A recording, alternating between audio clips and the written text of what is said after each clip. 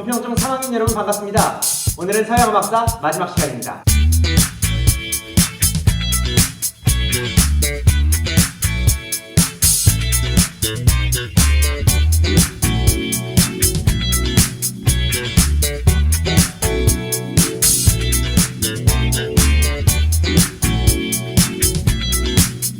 지난 시간에 학습한 내용을 다시 한 번만 짚어보고 갈게요.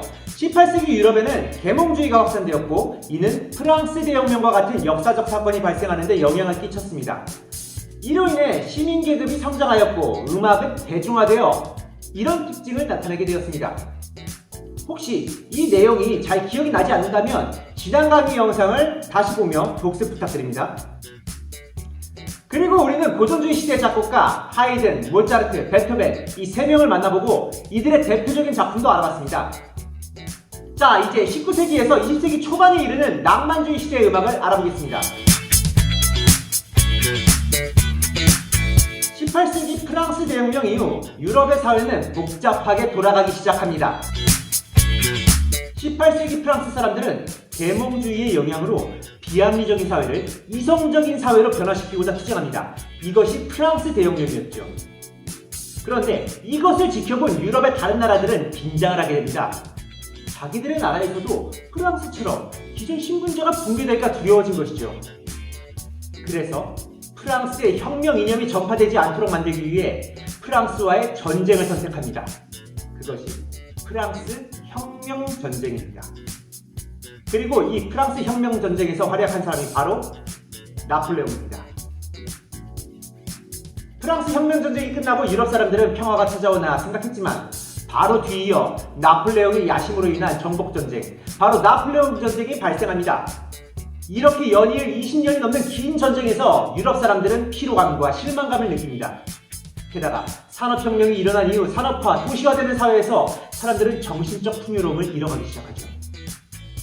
이성을 통해 모든 사람들이 똑똑해지고 똑똑한 사람들이 함께 사회의 모순을 없애고 똑똑한 사람들이 모여서 기술을 발전시켜 아름다운 사회를 건설하는 것을 꿈꾸었으나 지속되는 전쟁과 삭막해지는 도시를 바라보며 사람들은 믿었던 이성에게 배신당한 기분이 생긴 거죠. 그래서 사람들은 현실 도피를 선택합니다. 이성적으로 사는 것을 포기하는 것입니다. 우리가 낭만적이다 라고 말할 때 사용하는 낭만이란 말은 프랑스어 로망스를 음차한 것입니다. 프랑스를 불란서, 도이칠란드를 독일, 워싱턴을 화성돈이라고 부르듯이요. 그렇다면 로망스란 과연 무엇일까요? 로망스는 중세 유럽의 설화를 뜻합니다. 그럼 왜 19세기 사람들은 중세 유럽의 설화를 인용하게 된 걸까요? 유럽 사람들은 전쟁과 산업화 등 참혹한 현실을 외면하기 위해 현실과 동떨어진 신비롭고 전설적인 것, 비현실적인 환상을 추구하게 됩니다. 그리고 이것이 예술의 소재가 됩니다. 그리고 이에 부합하는 것이 로망스라고 부르던 중세 시절 전해진 전설들이었죠. 한편 이 일련의 전쟁을 통해 프랑스 혁명 이념이 전 유럽에 전파되면서 기존의 신분제가 붕괴되고 사회가 혼란스러워지자 각 국가들은 내적 분열을 없애고 국가를 통합하기 위한 한 가지 사상을 사용합니다. 그것은 민족주의입니다. 동일한 언어 또는 동일한 문화 또는 동일한 혈통을 가진 집단이 단합하여 우리들의 국가라고 여기게 되는 것이죠. 그러나 19세기 말에 이르러 이 민족주의가 잘못된 방향으로 흐르게 되고 제국주의라는 끔찍한 결과가 나타납니다. 유럽의 선진 자본주의 국가들은 경쟁적으로 식민지 확보를 위해 아시아와 아프리카를 침략합니다. 이 세계사의 흐름에서 우리나라도 침략을 당하게 되었죠. 앞서 말씀드렸듯 19세기 사람들은 더 이상 이성을 추구하지 않고 감성을 추구하게 됩니다. 예술가들 역시 마찬가지였죠. 이성적, 객관적, 대중적인 아름다움보다 자기 자신의 내면적인 감성을 표현하는 주관적인 성향을 보입니다. 객관적인 아름다움이라는 것은 보편적으로 아름답다고 느껴야 하니 어느 정도 답이 정해져 있잖아요. 하지만 주관적인 것은 사람들 개개인의 생각이 다르고 아름다움의 기준도 다르니 정답이 없겠죠. 그래서 이러한 주관적 성향으로 인해 예술은 매우 자유롭고 다양하게 표현이 됩니다. 낭만주의 음악의 특징을 설명할 수 있는 첫 번째 키워드는 반고전주의입니다. 고전주의는 이성적이고 객관적인 예술을 추구했죠.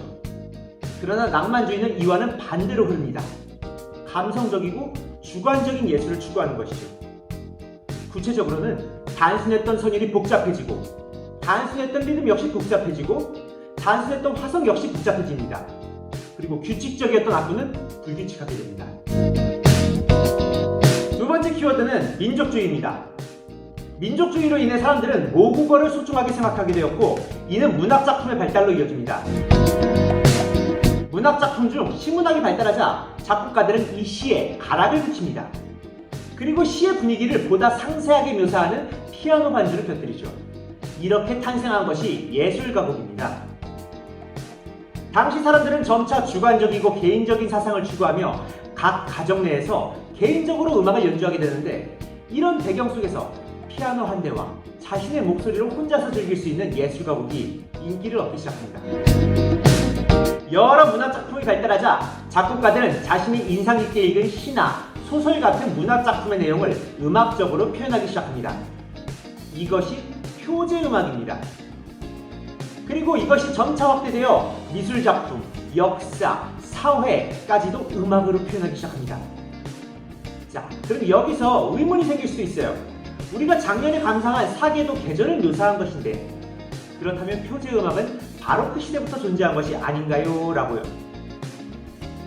낭만주의 이전에는 소재를 그대로 모방하거나 묘사하는 정도였습니다. 그러나 낭만주의 시대의 표제음악은 소재를 묘사가 아닌 표현을 하려 했습니다.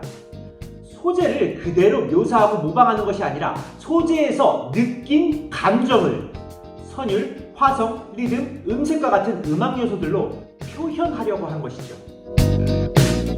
민족주의로 인해 사람들은 자국의 민요와 같은 음악 역시 소중하게 여기게 되었습니다.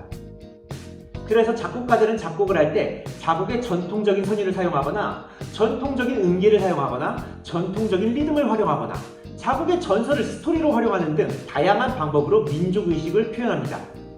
예를 들어 우리나라의 아리랑 선율을 활용하여 작곡을 한다든지, 자진몰이 장단의 리듬으로 작곡을 한다든지, 이런 식으로요. 이렇게 자국의 소재를 적극적으로 활용한 작곡가들을 가리켜 국민악파라고 부르게 됩니다. 세 번째 키워드는 현실입니다. 앞서 사람들은 전쟁과 산업화로 인해 현실 사회를 부정적으로 인식하게 되죠. 이때 이를 대처하는 방법은 두 가지로 나타나는데요. 이 서로 다른 대처 방법에 의해 음악 역시 서로 다른 내용을 다루게 됩니다. 첫째, 현실 도피형입니다. 몇몇 작곡가는 현실을 도피하고 상상의 세계, 환상의 세계, 전설의 세계를 음악의 소재로 사용합니다. 그래서 낭만주의 시대는 초현실적인 신비로운 내용의 음악이 많이 작곡됩니다.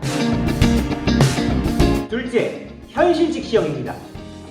앞서 설명드린 것과는 정반대로 어떤 작곡가들은 비참한 현실을 직시하고 비판하려 하였습니다. 이러한 태도는 사실주의라고 합니다. 여러분들 운수 좋은 날이라는 소설을 아시죠? 이렇게 사회의 비참한 모습을 여실히 드러내는 것이 바로 사실주의입니다.